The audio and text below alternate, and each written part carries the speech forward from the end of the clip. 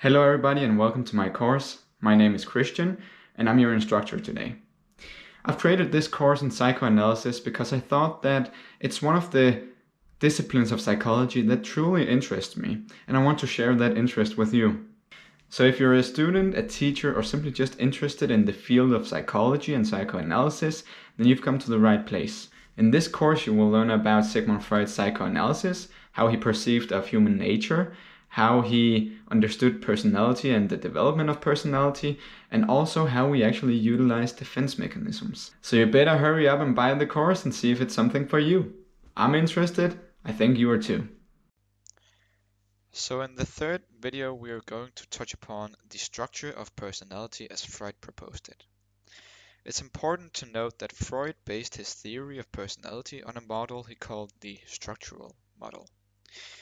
And this model defines personality in terms of three constructs. First, the id, secondly, the ego, and thirdly, the superego. However, Freud emphasizes that these three constructs are not separate entities in our minds, but rather they blend together. However, for explanational purposes, it's necessary to divide them. So to start off, we have the it. And when I say the it, I don't refer to the clown from the evil clown movie, rather it's the it as Freud proposed it. The id is the only component of our personality that is present at birth, which means that it includes all of the instincts and the total supply of psychic energy that an individual has. The id is entirely unconscious and represents what you perhaps could call the dark, inaccessible part of our personality. The most important purpose of the id is that it transforms biological needs into psychological tension. Its only goal is to gain pleasure by reducing the drives that we have.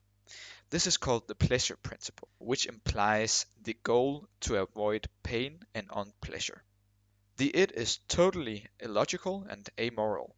You could perhaps compare it to an impulsive child that wants pleasure right away, so it demands an immediate substitute if its initial choice is frustrated or not achieved. Starting about the age of 6 to 8 months, the ego begins to develop out of the id, helped on its way by experiences where the infant differentiates between self and the not self, which implies that the maturing child makes an important discovery. It discovers that the environment contains objects that can satisfy the demands of the id. Unlike the id, the ego spans the conscious, preconscious, and unconscious. The ego is the only component of the personality model that can interact with the environment. The ego is logical, rational, and forms realistic plans of action designed to satisfy the needs of the id. Although the ego is also interested in pleasure, it suspends the pleasure principle in favor of the reality principle. The reality principle implies delaying the discharge of tension until a suitable object can be found. So take this for an example. You are thirsty, and therefore the id has a strong drive. However, you don't drink from a bottle of bleach just because you're thirsty. Rather, you actually wait until you see a proper bottle of water, because the ego is rational and logical. So now you might wonder, what does the ego actually do? Well, Freud argues that the ego's highest function is actually to create harmony and balance between its passions, but also the reality and the social norms and expectations that exists in the external world. So you could say that the ego tries to create and uphold balance between the pressure from the external world, from the libido of the id, but also from the severity of the superego, which we will touch upon in just a second. The ego, however, responds to unbalance and huge amounts of tensions with anxiety. In Freudian terms, anxiety is a highly unpleasant emotion that could be compared to intense nervousness. Anxiety readies the individual for appropriate action, so a limited amount is both normal and actually also desirable. Moving on to the third and the final construct of Freud's personality model, I want to touch upon the superego.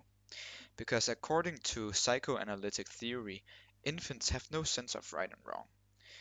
Of course, this is due to the amoral it dominating the early childhood. Therefore, the parents act to be the regulators of right and wrong behavior for the child.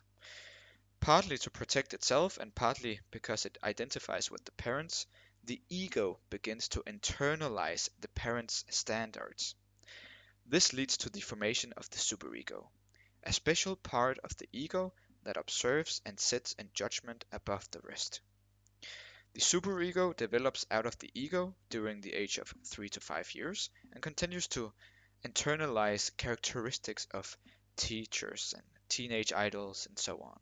The superego includes two components, the conscience and the ego ideal, as we call it. The first one, the conscience punishes illicit thoughts and actions and bring you shame when you have so-called bad thoughts.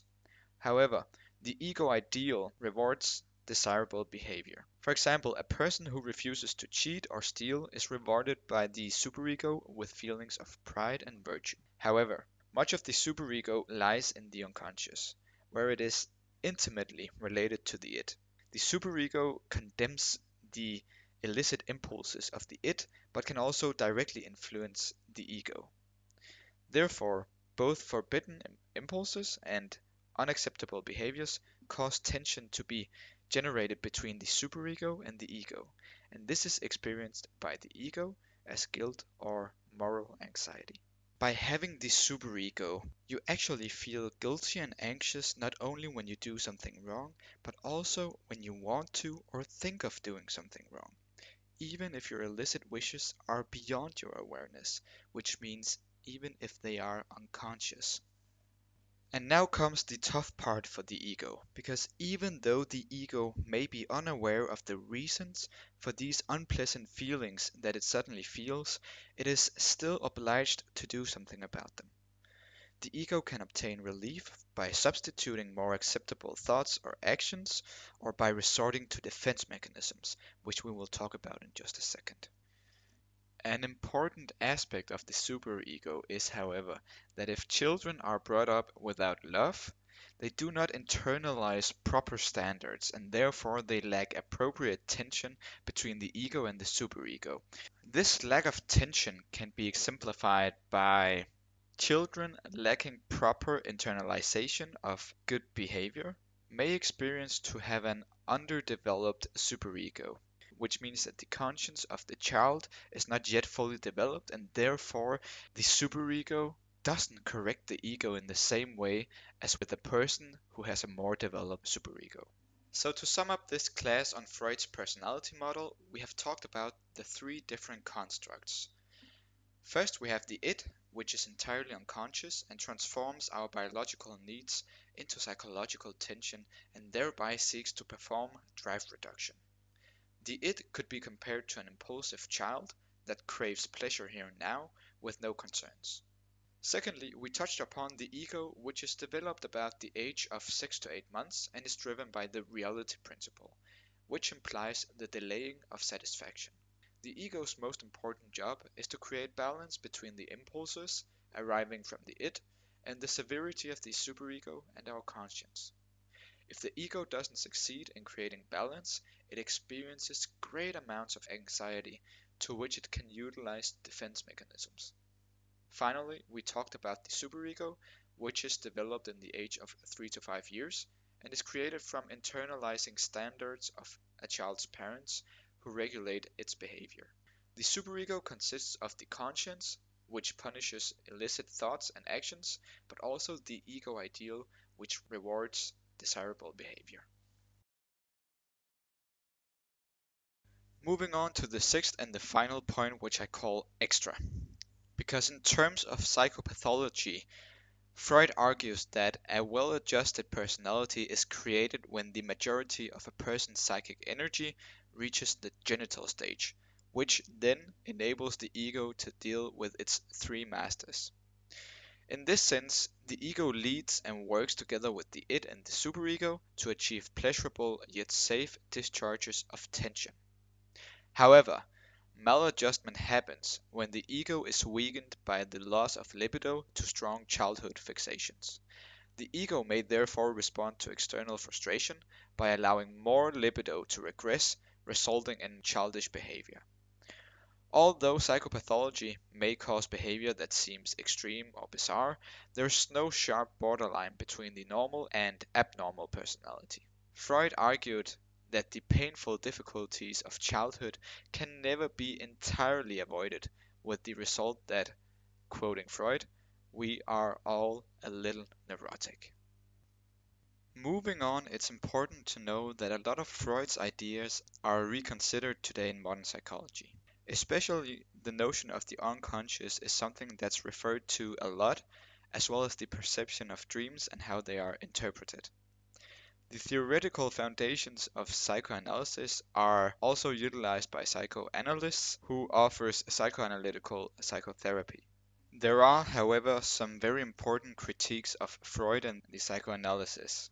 First, the way Freud portrays women as inferior creatures with defective sexual organs, having weaker superegos, and greater predisposition to neurosis is regarded by virtually all modern psychologists as absurd. Secondly, Freud's rigid focus on sexuality has also been criticized, as many psychologists today find it hard to believe that this one drive, the drive of sexuality, explains nearly all human behavior. Lastly, methodologically speaking, Freud has been criticized of his theory being too subjective and uncontrolled, since he founded the theory on his own clinical observations, which some critics mean is exaggerated. Psychoanalysis can't be tested through experimental psychology, which results in a large part of the nature scientific psychology being critical of Freud's psychoanalysis. Thank you so much for taking my course. I hope you've enjoyed, and I really hope that you managed to catch on to some important theoretical conceptions. If you have any questions or whatsoever, please feel free to text me and I'll get back to you as soon as possible.